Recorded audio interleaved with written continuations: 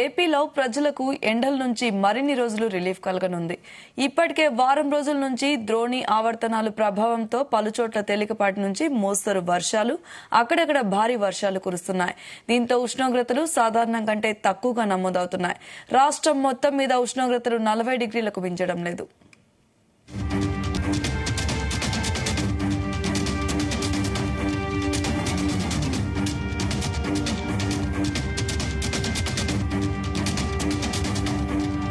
ప్రస్తుతం ఈ నెల 20వ తేదీ వరకు ఇవే పరిస్థితులు కొనసాగే అవకాశాలున్నాయని వాతావరణ నిపుణులు చెబుతున్నారు.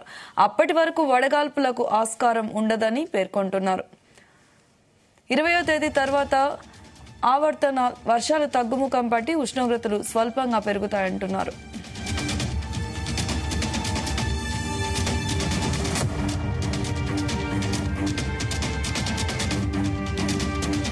అదే సమయంలో రాష్ట్రంపై ఆగ్నేయ, నైరుతి దిశల నుంచి గాలులు వీస్తున్నాయి.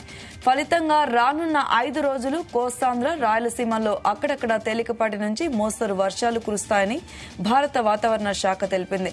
వర్షాలతో పాటు ఉరుములు, మెరుపులు, పిడుగులు పడే అవకాశం కూడా ఉందన్నారు అధికారులు.